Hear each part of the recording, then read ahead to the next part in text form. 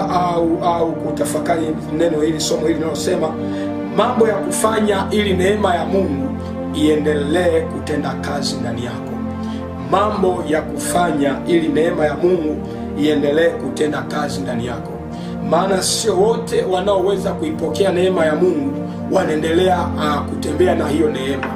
Kuna wengine walishapokea neema ya Mungu mwaka jana, lakini sasa imeshawaacha kwa sababu hawakuwa na maarifa ya kutunza neema ya Mungu inayoshuka kwenye maisha yao. Kuna wengine walipewa kutembea na neema ya Mungu vizuri, lakini kuna mambo waliyafanya kwa kutokujua, na ile neema imeondoka tena, haipo tena. Sasa ninatamani kwa wewe mtumishi wa Mungu unayetufuatilia, chukua jambo hili ambalo nimesema, mambo ya kufanya ili neema ya Mungu iendelee kutenda kazi ndani yako. Ukisoma Biblia kwenye kitabu kile cha Wakorinto wa pili sura ya 8 kuanzia mstari wa 1 mpaka ule wa 5, kitabu cha waraka wa pili wa Paulo mtume kwa Wakorinto, ile sura ya 8 mstari wa 1 hadi wa 5, neno Mungu linasema, tena ndugu zetu twawaarifu, kama una Biblia unaweza ukasoma pamoja na mimi. Twawaarifu habari ya neema ya Mungu waliopewa makanisa ya Makedonia, maana walipokuwa wakijaribiwa kwa dhiki nyingi, wingi wa furaha yao na umaskini wao uliokuwa mwingi uliwaongezea utajiri wa ukarimu wao. Maana na washuhudia kwamba kwa uwezo wao, sikiliza Paulo anachosema hapa, anasema kwa uwezo wao na zaidi ya uwezo wao, kwa hiari yao wenyewe walitoa vitu vyao. Mstari wa 4 anasema, wakituomba sana pamoja na kutusihi kwa habari ya neema hii. Kwa habari ya neema hii. Neema gani ambayo wamepewa? Ili kwa neema hii na shirika hili la kuwahudumia watakatifu. Tena walitenda hivi si kama walivyotumaini tu, bali kwanza walijitoa nafsi zao kwa Bwana na kwetu pia kwa mapenzi ya Mungu. Kwa maana hiyo, angalia, Paulo anaeleza kwa habari ya hawa watu wa kanisa la Wakorintho, anawaambia kwa habari ya watu wa Makedonia, namna ambavyo Mungu aliachilia neema ndani yao. Lakini Mungu alipoachilia neema ndani yao, wao walifanyia kazi hii neema. Hata Mungu anapoachilia neema ndani yako, anatamani kuona neema anayoiachilia ndani yako unaifanyia kazi. Anatamani kuona hiyo neema inazaa. Mwanzo nilisema kwamba neema ya Mungu inakuwa na kuongezeka. Kwa maana hiyo, Mungu kama alikupa neema leo hii ya kumiliki nyumba, anatamani aone kuna neema nyingine tena ya kumiliki gari. Na ndio maana kuna mahali anawaambia watu ya kwamba Mungu anaachilia neema nyingi. Kwa neema nyingi wapewazo watu, Mungu anaweza akachilia neema nyingi kwa watu. Kwa maana Paulo anaeleza kwa habari ya hawa watu wa Makedonia, walipopewa neema ya Mungu waliitendea kazi. Sasa mambo ya kufanya ili neema ya Mungu endelee kutenda kazi ndani yako. Jambo la kwanza, natamani hapa nikufundishe jambo la kwanza. Jitoe kwa Mungu aliyekupa hiyo neema, hata kama unaona vita au dhaifu, na neema ya Mungu inakutosha. Jitoe kwa Mungu aliyekupa hiyo neema, hata kama unaona vita. Mungu anapokuwa anaachilia neema juu yako, Mungu anapokuwa anaachilia neema juu ya jambo fulani kwenye maisha yako, Mungu akikupa neema, umeolewa, una amani nzuri kwenye hiyo ndoa, Mungu amekupa neema, umezaa watoto na watoto wamesoma vizuri, Mungu anapokupa neema na wewe umefanikiwa, na wewe katika hiyo neema unaona uchumi wako ulikuwa chini, Mungu amekuinua. Anapokupa hiyo neema, jambo la kwanza, jitoe sana kwa Mungu aliyekupa hiyo neema. Na hata kama yatakuja mazingira ya vita, lazima ujitoe. Maana hata neema inavyokuja, kuna vita pia. Shetani ataleta vita kwa ajili ya kuifuatilia ile neema ili apate kuididimisha. Lakini kitakacho kusaidia ni wewe mwenyewe kujitoa kwa Mungu aliyekupa hiyo neema.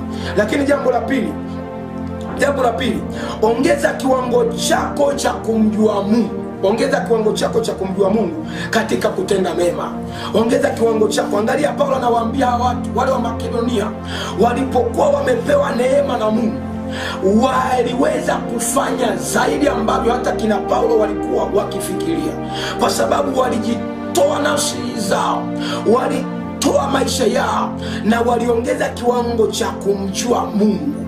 Walimjua Mungu ya kwamba anatamani kuona wanatakiwa kufanya ukarimu hata kwa watumishi wa Mungu. Walitakiwa kufanya ukarimu hata kwa ajili ya huduma inayoendelea kwa ajili ya kina Paulo, ambapo Paulo anaendelea kusimulia. Lakini jambo la tatu, ili neema Mungu iendelee kutenda kazi ndani yako, tamani sana wengine nao wapate nafasi kama hiyo ambayo wewe umeipata. Unapopata neema kutoka kwa Mungu, tamani hiyo neema na wengine nao waipokee. Unapopokea neema ya wokovu, tamani hata watu wa nyumbani mwako wapokee hiyo neema ya wokovu. Unapopokea neema ya amani kwenye nchi yako, tamani hata watu wengine nao kwenye nchi zao wanaopita kwenye shida wapokee hiyo neema ya amani. Bwana Yesu asifiwe. Tamani sana unapopokea neema, uchumi uko vizuri, tamani sana na wengine nao waweze kupokea neema ya namna hiyo. Kwa maana hiyo, hata ukisoma Korintho wa pili sura 6 mstari wa 1, na Mungu linasema, Paulo anasema kwamba nasi tukitenda kazi pamoja naye twawasihi msipokee neema ya Mungu bure. Kwa maana hiyo, tusipokee neema ya Mungu bure. Mungu anatamani aone inafanya kazi. Hakupi neema kwa sababu yako peke yako, anatamani aone inafanya kazi.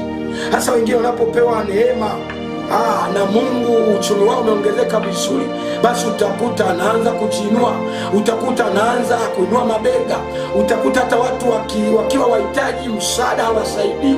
Huyu mtu anajaribu kumwambia Mungu ya kwamba hii neema umenipa peke yangu. Hapana, hapo utakuwa umeipokea neema ya Mungu bure. Usipokee neema ya Mungu bure, pendwa.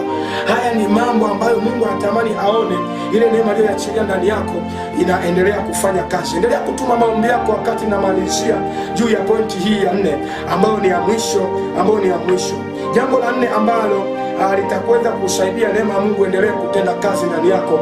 Jambo la 4 linasema, endeleza kuwa na unyenyekevu na ukarimu ndani yako, ili Mungu aitumie neema hiyo kukuinua zaidi. Endelea kuwa na unyenyekevu. Neema ya Mungu inaendana na unyenyekevu. Neema ya Mungu inaendana na watu waliotulia ndani yao, watu ambao wanapondeka mioyo yao, watu ambao hawana kiburi. Wakiambiwa fanya jambo hili kwa ajili ya Kristo, wanafanya. Watu wa Makedonia walikuwa wanyenyekevu kiasi kwamba walivyokuwa wanaona kazi ya Mungu inaendelea, hawakukaa kimya. Neno la Mungu linasema, pamoja na umaskini wao iliwaongezea utajiri wa ukarimu. Yani wao pamoja na dhiki zao, lakini mioyo yao iliongezeka kiwango cha ukarimu. Hawatu waliweka unyenyekevu ndani yao, kwa sababu neema ya Mungu walioipokea walijua inahitaji sana unyenyekevu, na ndipo itaendelea kufanya kazi. Watu wengi walivyokuwa na kiburi, Mungu amewashusha na kuondoa neema kwenye maisha yao. Sasa natamani hapa siku ya leo, hata unapoendelea kutuma maombi yako, lakini tutaomba Mungu akupe neema ya kunyenyekea. Yamkini kuna mahali ulikosa unyenyekevu, Mungu akaondoa hiyo neema ndani yako. Nitaomba hapa maombi ya urejesho. Yamkini kuna wakati ulikuwa unaona unafanya mambo yanaenda yenyewe, yanaenda vizuri, na sasa hivi mambo yamekuwa magumu. Sikiliza, tutaomba kiwango cha urejesho. Hata mahali ambapo ulikosea, damu ya Yesu itakusafisha na kukusamehe. Halafu utaendelea tena, neema ya Mungu itakuwa juu yako. Mtumishi wa Mungu alishasema, hii wiki sio wiki ya kawaida. Ni wiki ambayo Mungu anatamani akuinue zaidi. Ni wiki ambayo Mungu anatamani akupe nondo za kukusaidia ili uweze kuvuka, upate maarifa ya kukusaidia, upate maarifa ya kukutoa mahali ambapo umekwama na kushindwa, ili katika pale ambapo ulikwama, kupitia mafundisho haya Mungu atakuinua, na neema ya Mungu itakapokuinua mara ya pili, hakuna kitakachoweza kukushinda, maadamu umekamata hivi vyote ambavyo tumeendelea kuvifundisha, maadamu umeendelea kusimama na kufuatilia kile ambacho Mungu ameendelea kusema na wewe kila siku. Hata tunapoendelea kuona vipindi vinavyoendelea hapa, ni gharama. Mungu anatamani kuona watu ambao amewapa neema, wanatumia hiyo neema kuongeza kiwango cha ukarimu ndani yao. Haijalishi wanapita kwenye changamoto, wameomba shida zao, haijalishi wamejibiwa au hawajajibiwa, wanaendelea kufanya. Mtumishi wa Mungu anavyotaja namba za sadaka, kuna watu ambao ndani yao wana unyenyekevu kabisa, kwa sababu Mungu amenipa neema na ukarimu. Ndani yake lazima anajisikia kufanya na kutenda, maadamu Mungu amemsaidia. Na neema ya Mungu inatamani kuona unapoendelea kufanya hivyo, hata watu wengine wanaendelea kupata habari njema za wokovu. Kuna watu wengine, mtumishi wa Mungu, nimeenda mahali pale Kongo, nimekuta watu wamekata tamaa.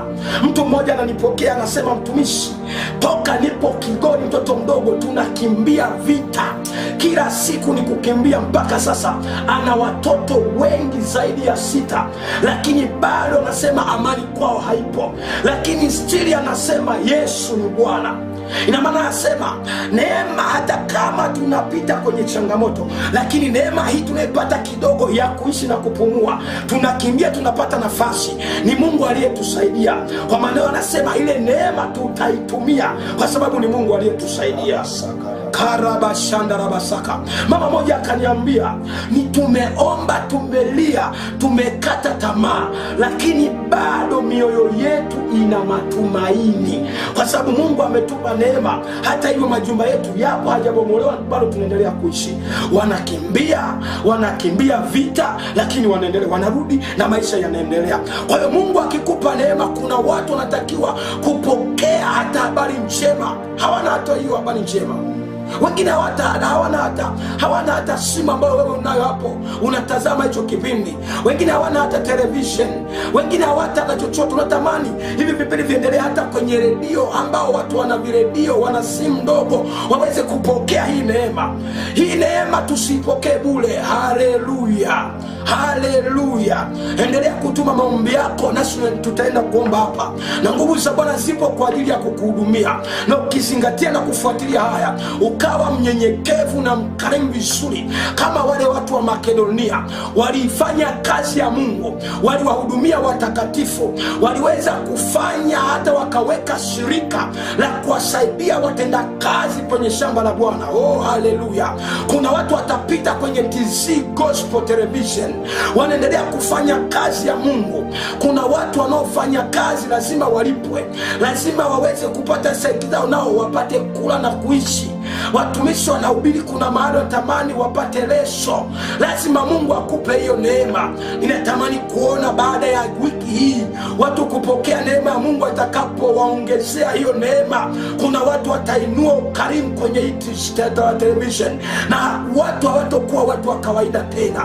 Nawe hautakuwa mtu wa kawaida tena, nawe lazima utaweza kuona ukiongezeka, kwa sababu umemwambia Mungu, ulichonipa nimeona ni neema tu, na maisha yangu ni neema, wala sio kwa ujanja, wala sio kwa fikra zangu. Hata kama unayo gari, wengine hawana magari, hiyo ni neema. Wengine wanasema pesa ndio nayo, nitaweka mafuta. Sikiliza, mafuta yako yawe kwa ajili ya kusogeza kipindi kimoja kiruke hewani katika jina la Yesu. Endelea kufuatilia, endelea kuona maajabu kupitia televisheni hii, na uendelee kufanya kama ambavyo mtumishi wa Mungu ametaja namba za sadaka hapa, na baada ya maombi hizi namba zitatajwa tena, na Mungu atakusaidia, na wewe utaendelea kuiona neema ya Mungu ikikufunika katika jina la Yesu. Daudi anasema, tangu niko kijana mpaka sasa ni mzee, sijawahi kuona mwenye haki ameachwa, na Mungu hatakuacha katika jina la Yesu. Maana maadamu neema yake ipo inakutosha. Akamwambia Paulo, pamoja na udhaifu wako neema yangu inakutosha. inakutosha. Hata kama unaona ni dhaifu, maisha yako yaelewi, neema ya Mungu inakutosha katika jina la Yesu. Leo ukiona uko chini, Bwana atakuinua na wewe utainuka tena kwa damu ya Yesu. Endelea kushikilia sadaka yako pamoja na hayo maombi ambayo umeweza kuyaandika hapo, na endelea kuyaandika nami nitaomba, na wewe enda kwenye maombi sasa wakati tunaomba. Karabashandarabasakariantarabakoria. Mungu uliye hai, Baba yetu wa mbinguni, Bwana, wewe uliyetupa neema hii, pasipo maandiko Bwana, pasipo maarifa, watu wako tunapata kupotea na kuangamia, kwa sababu umesema kwamba my people are destroyed because of the lack of knowledge. Mungu, tazama, umetupa maarifa haya kupitia Tanzania Gospel Television Bwana, pamoja na watumishi wako ambao wanaendelea Bwana kurusha vipindi hivi hewani hata siku ya leo na wiki hii ambao Bwana tunapita katikati ya somo la neema. Tazama, wako watu wako ambao wanaendelea kufuatilia, wengine wanaamka usiku wa manane, wengine wanaamka asubuhi Bwana Mungu, ninajua wote wanaofuatilia umejua na kuiona mioyo yao Baba, katika jina la Yesu Kristo. Watoto wako wameandika maombi yao, watoto wako wameandika, wameweka Bwana maombi yao, wengine wameambatanisha na sadaka zao kwa ajili ya madhabahu yako ya TZ Gospel Television Bwana. Baba, katika jina la Yesu na kwa damu ya Yesu, kila maombi yaliyoandikwa Bwana, nami napitisha wema wako katikati hayo maombi, nami napitisha mkono wako kwenye hayo maombi, nami napitisha nguvu zako kwenye hayo maombi, nami napitisha neema ya kwako ikamsaidie na kumjibu kila moja moja, maadamu wameandika kwa imani ya kwamba Mungu utatenda Bwana. Baba, usinyamaze katika jina la Yesu. Yamkini kuna mahali alipita akaona ni mtu wa mikosi, hajaweza kuona amani kwenye maisha yake. Baba, katika jina la Yesu napitisha hiyo nguvu ya kwako ikamuinua Bwana, ikamsaidie na kumuongoza kwa damu yako, ukaendelee kumpa neema na kibali. Mwingine ameandika kwa ajili Bwana ya kupata mchumba. Ninaona mtu ambaye ameandika ndoa yake Bwana inampa machungu na machozi. Baba, katika jina la Yesu Kristo, nenda ukatende na kufanya kwenye maisha yake. Achilia Bwana majira mapya tena. Alivyolia inatosha Bwana, alivyoteseka inatosha Bwana, ametafuta kazi vya kutosha Bwana, amechoka. Baba, katika jina la Yesu ninaachilia neema yako kwenye paji la uso wake, mahali atakapoenda na vyeti vyake kuomba kazi, hiyo neema yako ikambebe katika jina la Yesu Kristo. Mwingine anasema Bwana GPA yake ni ndogo, wala hastahili Bwana Jehova. Mungu umesema katika udhaifu neema yako inatimilika hapo kwenye udhaifu. Nenda ukamtendee na kumsaidia. Tazama yule ambaye Bwana ameandika maombi yake ni mgonjwa, mwingine ana watoto wako Bwana hospitalini, mwingine Bwana kuna mahali amepata ajali, kidonda kiponi. Napitisha hiyo neema ya kwako katika jina la Yesu Kristo. Hiyo nguvu ya kwako ikasimame, huo uweza wa kwako ukasimame Bwana. Tazama mwingine amna ugonjwa wa kulogwa, wamepima wamesema na pressure Bwana, kumbe mapepo na majini wamemfukuza usiku, wameachilia hiyo pressure katika jina la Yesu. Enyi nguvu za giza, mapepo na majini mliokamata maisha ya huyo mama, haya hamna nafasi, mnaachia sahi. Enyi nguvu za giza, nguvu za kusema uliyekamata maisha ya kwake, moto usiozimika katika jina la Yesu. Yule mama analia kwa sababu ameona watoto wake hawajasoma, wanavuta bangi, katika jina la Yesu Kristo. Ewe pepo unayeleta kiu ya bangi, achia maisha ya hao watoto katika jina la Yesu. Enyi watoto mliokamatwa na zinaa, haya neema ya Bwana itapita hapo, inapita katika jina la Yesu Kristo. Nami nainyunyiza damu ya Yesu katikati ya kila shida ya kila mmoja, nami nanyunyiza hiyo nguvu ya damu ya Yesu ikatembee kila mahali Bwana, na hiyo neema yako kwenye hayo maombi. Mwingine ameandika Bwana anatamani apate mchumba aliye sahihi Bwana, amechoka kudanganywa na kuahidiwa uongo.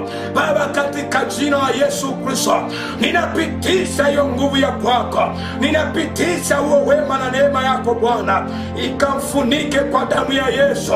Neema yako inasema ya kwamba inaachilia vazi jipya. Nenda ukaachilie vazi jipya kwenye maisha yake, ni katika jina la Yesu Kristo wa Nazareti aliye hai.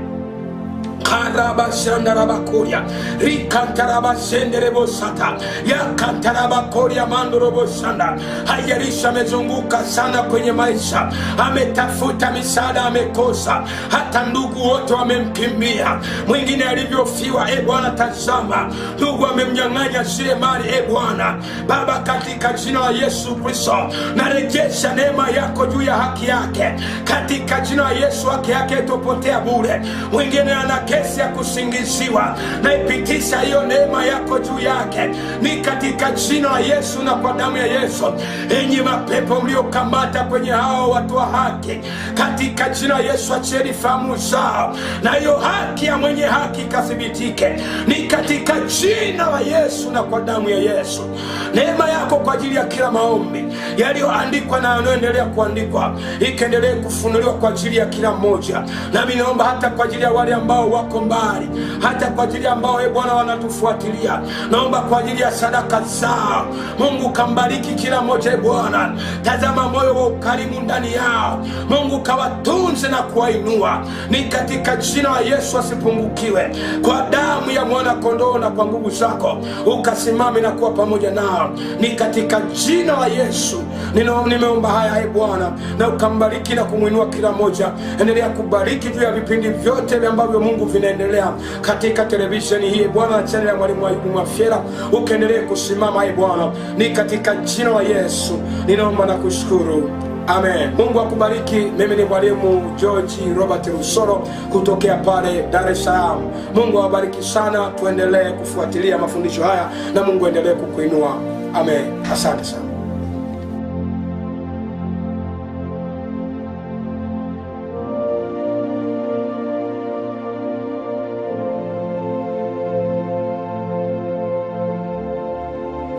Amina sana mtumishi wa Mungu. Haleluya. Mungu akubariki. Tumeomba, na binafsi wakati mtumishi wa Mungu anaomba, na mimi kama mwombaji nimepokea kitu, na wakati mtumishi anaomba ninakaa na feel ile nguvu ya neema ya Mungu kwenye maisha yangu. Kwa hiyo nikutakie baraka. Nataka nikutajie namba za simu ambazo utazitumia kwa ajili ya sadaka yako, hotuba na maombi ya kwako. Wengi wenu mnazo contact, lakini nataja kwa ajili ya wale ambao ni wageni na wewe ni mara ya kwanza kujoin platform. Kwa sadaka yako kwa njia ya Vodacom M-Pesa ni 0742523517 0742523517. Kwa njia ya Halotel ni 0623125796. Na tumia hizo namba pia kutuma maombi yako. Kwenye screen unaziona zikipita hapa chini, lakini pia tumia hizo namba kwa ajili ya kutuma maombi yako, sio tu sadaka. Hata kama una sadaka, tuandikie maombi yako, na sisi tutakuombea, na sisi tutakutamkia baraka.